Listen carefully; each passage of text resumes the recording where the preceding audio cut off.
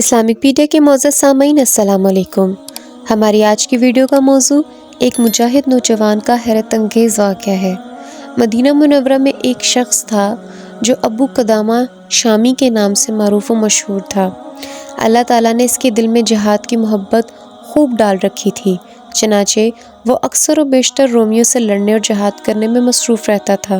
ایک دفعہ وہ مسجد نبوی میں بیٹھا ہوا تھا اور لوگوں سے گفتگو کر رہا تھا۔ حاضرین مجلس میں سے کسی نے کہا کہ واقعات جہاد میں جو سب سے تعجب انگیز واقعہ آپ نے دیکھا ہو وہ ہمیں سنا دیجیے۔ شیخ ابو قدامہ نے فرمایا کہ سنو، میرا ایک دفعہ رقہ جانا ہوا تاکہ کوئی اونٹ خرید لوں جو ہمارے اسلحہ کے اٹھانے اور لے جانے کے کام آئے۔ چنانچہ میں ایک دن دریائے فرات کے قریب رقہ نامی شہر میں بیٹھا ہوا تھا کہ اچانک ایک عورت آئی اور اس نے مجھ سے کہا کہ اے ابو قدامہ، میں نے آپ کے متعلق سنا کہ آپ جہاد پر واعظ کہتے ہیں اور لوگوں کو جہاد کی ترغیب دیتے ہیں۔ میں ایک ایسی عورت ہوں کہ اللہ نے مجھے لمبے لمبے بالوں سے نوازا ہے۔ میں نے اپنے اکھڑے ہوئے بالوں سے ایک رسی بٹ لی ہے اور اس پر میں نے مٹی مل لی ہے تاکہ بالوں کی بے پردگی نہ ہو۔ آپ اس رسی کو لیجئے اور جب دشمن کی سرزمین پہنچ جائیں اور گھمسان کی لڑائی شروع ہو جائے، تلواریں ٹکرانے لگے، تیر پھینکے جانے لگے اور نیزے سانپوں کی طرح باہر نکل آئیں، تو آپ اس رسی کو اپنے جہادی گھوڑے کے گلے میں ڈال دیں اور اس سے جہاد کریں۔ اگر آپ کو خود ضرورت نہ پڑے تو کسی ضرورت مند مجاہد کو دیجیے۔ میں اس عمل سے یہ چاہتی ہوں کہ میدان جہاد کا گرد و غبار میرے بالوں کو لگ جائے۔ میں ایک بیوہ عورت ہوں، میرے شوہر جہاد میں شہید ہو چکے ہیں اور میرا کنبہ جہاد میں شہید ہو گیا ہے۔ اگر مجھ پر جہاد فرض ہوتا تو میں خود چلی جاتی، لہٰذا میری جگہ آپ میرے ان بالوں کو جہاد میں استعمال کریں۔ پھر اس عورت نے کہا، اے ابو قدامہ، یہ بات بھی سن لو کہ جب میرا شوہر شہید ہو گیا تھا تو اس نے اپنے پیچھے ایک خوبصورت لڑکا چھوڑا تھا۔ اس لڑکے نے قرآن کریم حفظ کر لیا ہے اور جہادی ٹریننگ کر کے گھڑ سواری میں خوب مہارت حاصل کر لی ہے۔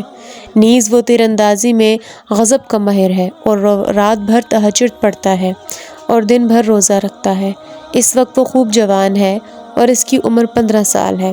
آج کل وہ اپنی زمینوں میں کام کے لیے گیا ہوا ہے۔ جب وہ واپس آ جائے گا اور آپ یہاں موجود ہوں گے تو میں اس جوان سال بیٹے کو اللہ تعالیٰ کے راستے جہاد میں اللہ کی رضا کے لیے بطور قربانی پیش کروں گی۔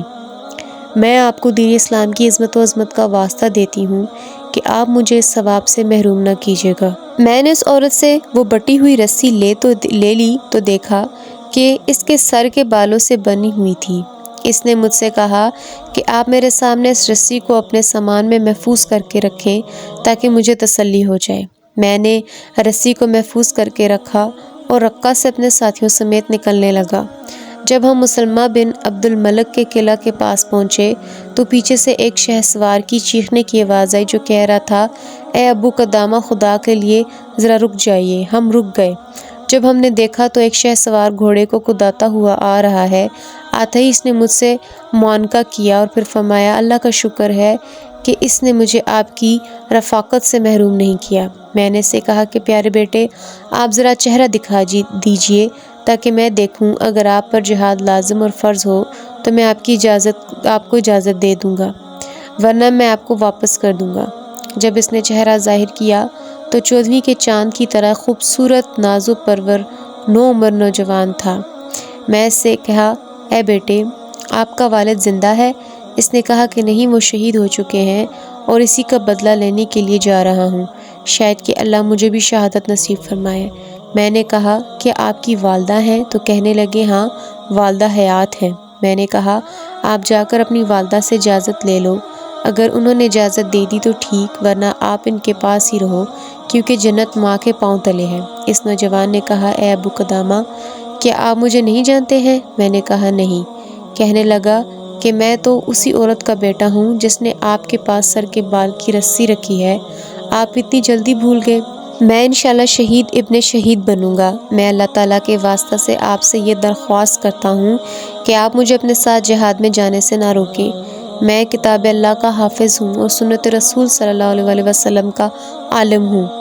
میں تیر اندازی اور گھڑ سواری کا اتنا ماہر ہوں کہ میرے علاقے میں میرے جیسا کوئی نہیں، لہٰذا آپ مجھے چھوٹا سمجھ کر نظر انداز نہ کریں۔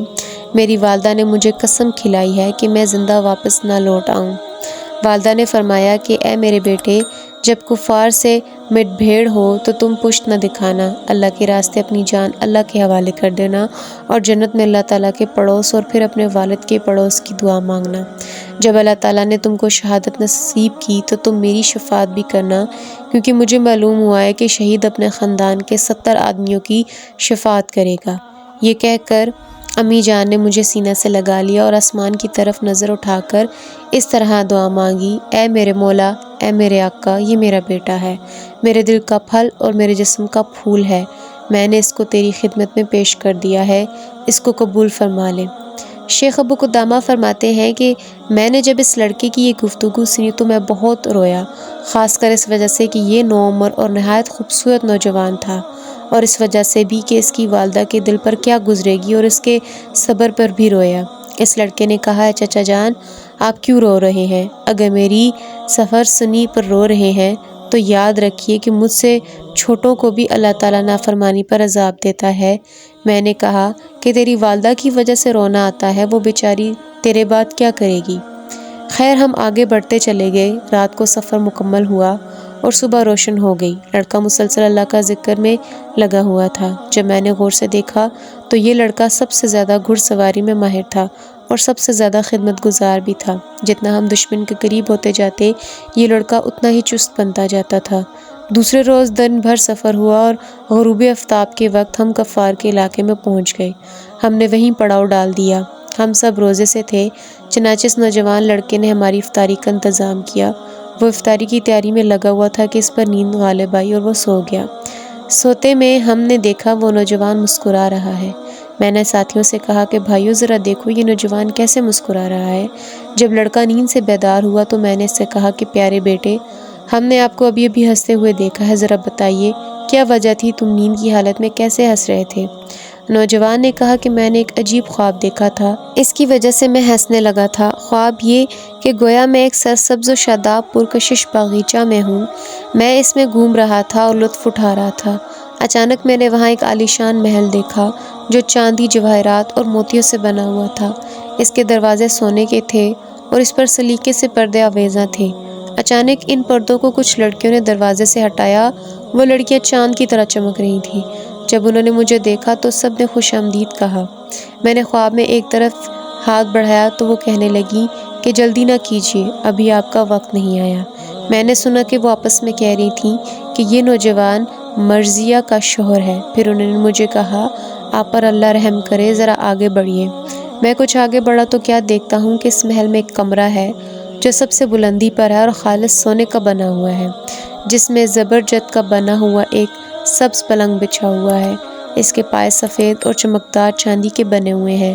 اس پر ایک ایسی خوبصورت لڑکی بیٹھی ہوئی تھی جس کا چہرہ آفتاب کی طرح چمک رہا تھا۔ اگر اللہ میری نگاہوں کی حفاظت نہ کرتا تو میری نگاہیں چلی جاتی اور میری عقل سلب ہو جاتی۔ جب اس لڑکی نے مجھے دیکھا تو کہا، مرحبا مرحبا، آئیے آئیے، خوش آمدید۔ اے اللہ کے محبوب، آپ میرے لیے ہیں اور میں آپ کے لیے ہوں۔ میں اس کی طرف بڑھنے لگا تو وہ کہنے لگی، نہیں ابھی وقت نہیں آیا، ہاں کل ظہر کے وقت کا وعدہ ہے، مبارک ہو۔ شیخ ابو قدامہ فرماتے ہیں کہ میں نے اس لڑکے سے کہا کہ آپ نے کیا اچھا خواب دیکھا ہے۔ رات بھر ہم اس نوجوان کے اس خواب پر تعجب کر رہے تھے۔ جب صبح ہوئی تو ہم سب گھوڑوں پر سوار ہوئے اور میدان کی طرف بڑھے۔ اتنے میں کسی پکارنے والے نے پکارا، اے اللہ تعالیٰ کے شہ سواروں اور اس کے دین کے مددگاروں، سوار ہو کر چلو اور جنت کی طرف بڑھو، تم ہلکے ہو یا بوجھل، جلدی نکلو۔ جو ہی یہ آواز ختم ہوئی تو لشکر کفار نمودار ہوا۔ اللہ اس کو ذلیل کرے، وہ تو ٹڈی دل لشکر تھا جو چاروں طرف پھیل چکا تھا۔ ہم میں سب سے پہلے اس نوجوان نے لشکر کفار پر ایسا حملہ کیا کہ ان میں اندر تک گھستا چلا گیا۔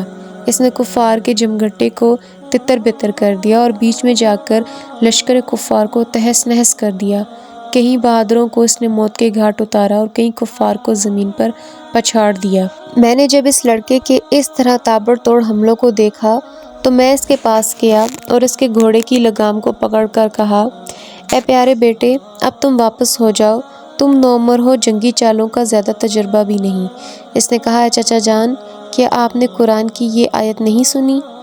اے چچا جان، کہ آپ یہ چاہتے ہیں کہ ہم پیچھے مڑ کر جہنم کا حقدار بنیں؟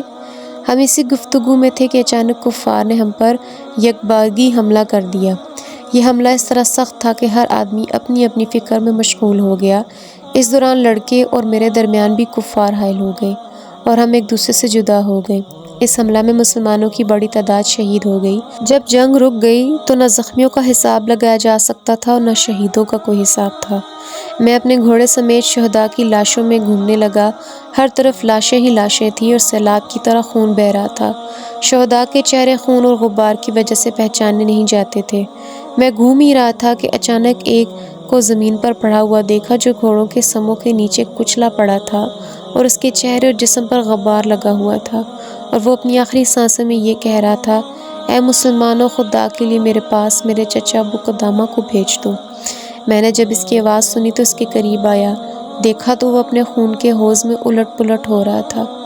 کثرت خون اور کثرت غبار اور گھوڑوں کے کچلے جانے کی وجہ سے میں اس کو نہیں پہچان سکتا تھا۔ میں نے اس سے کہا، ہاں میں ابو قدامہ ہوں۔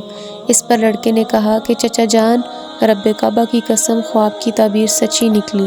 میں اس کے چہرے پر جھک کے اور پیشانی پر بوسہ دیا اور اس کے چہرے سے مٹی اور خون اپنی چادر سے صاف کرنے لگا اور کہا کہ اے پیارے بیٹے، مجھے اپنی شفاعت میں قیامت کے روز نہ بھولنا۔ نوجوان نے کہا کہ آپ جیسے محسن کو بلایا نہیں جا سکتا۔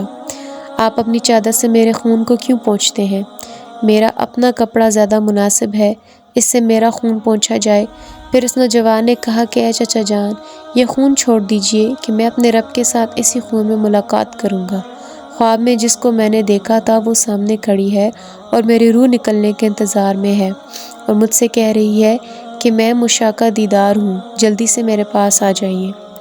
اے چچا جان، میں آپ کو خدا کا واسطہ دیتا ہوں کہ اگر اللہ تعالیٰ نے آپ کو صحیح سالم واپس لوٹا دیا تو آپ میرے یہ خون آلودہ کپڑے میری مسکین اور غمگین والدہ تک پہنچا دے، تاکہ ان کو معلوم ہو جائے کہ میں ان کی وصیت کو پورا کر چکا ہوں اور مشرکین کے مقابلے میں کسی بزدلی سے کام نہیں لیا۔ آپ ان کو میرا سلام پہنچا دیجیے گا اور ان سے کہہ دیجیے گا کہ اللہ تعالیٰ نے ان کی قربانی کو قبول کر لیا۔ اے چچا جان، میری ایک چھوٹی سی بہن ہے جس کی عمر 10 سال ہے۔ میں جب بھی گھر سے باہر جاتا تو وہ مجھے رخصت کرتی اور جب بھی گھر پر آتا تو وہ سب سے پہلے مجھے ملتی اور سلام کرتی۔ اس دفعہ جب میں آ رہا تھا تو اس نے مجھے رخصت کرتے وقت کہا کہ بھائی جان جلدی واپس آئیے گا، دیر نہ کیجیے گا۔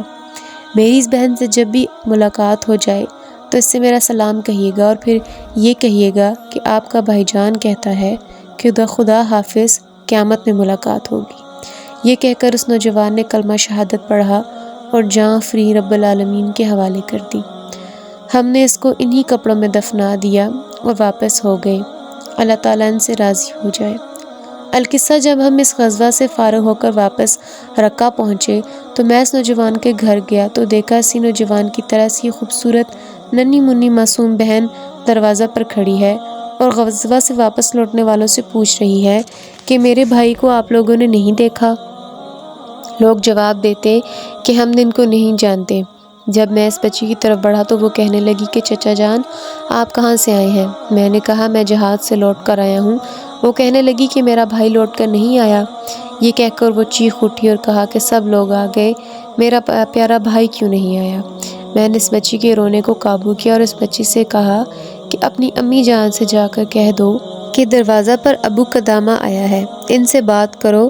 میری اس گفتگو کو اس خاتون نے سن لیا تو وہ فوراً باہر آئیں اور اس کے چہرے کا رنگ فک ہو گیا تھا۔ میں نے ان کو سلام کیا۔ اس نے سلام کا جواب دیا اور کہا، ابو قدامہ، یہ بتائیے کہ آپ خوشخبری لے کر ہمارے پاس آئے ہیں یا غم کی خبر لے کر آئے ہیں؟ میں نے کہا کہ پہلے خوشخبری اور غم کی خبر کی وضاحت کرے تو اس نے کہا، اگر میرا بیٹا صحیح سالم واپس آ گیا ہے تو یہ غم کی خبر ہے، اور اگر اللہ تعالیٰ نے اس کو شہادت سے نوازا ہے تو یہ خوشی کی خبر ہوگی۔ میں نے کہا، مبارک ہو، اللہ نے تیرا ہدیہ اور قربانی کو قبول کر لیا ہے اور تیرا بیٹا شہید ہو چکا ہے۔ کہنے لگی، کیا اللہ تعالیٰ نے اسے قبول کر لیا؟ میں نے کہا، ہاں قبول کر لیا۔ کہنے لگی، شکر، یہ میرا آخرت کا سرمایہ بن گیا۔ پھر میں نے اس نوجوان کا پیغام اس کی بہن تک پہنچایا کہ سلامت رہو بہن، خدا حافظ، قیامت میں ملاقات ہوگی۔ لڑکی نے جب یہ پیغام سنا تو ایک چیخ ماری اور بے ہوش ہو کر گر پڑی۔ جب میں نے اس کو ہلایا تو وہ مر چکی تھی۔ میں نے لڑکے کے خون آلود کپڑے اس کی والدہ کے حوالے کیے اور زخمی دل سے اس گھر سے واپس لوٹ آیا۔ مجھے اس عورت کے صبر پر اب تک تعجب ہو رہا ہے۔ جب انسان اپنے اللہ سے لو لگا لیتا ہے تو اسے دنیا کی رونائیاں، دلچسپیاں سب ہیچ معلوم ہوتی ہیں اور اس کی نظر میں صرف آخرت ہی رہ جاتی ہے۔ چنانچہ اس واقعہ سے ہمیں یہ سبق ملتا ہے کہ ہم بھی شہادت کی تمنا رکھیں اور دنیا کی محبت میں مستغرق ہونے کی بجائے آخرت کی محبت کو سامنے رکھیں۔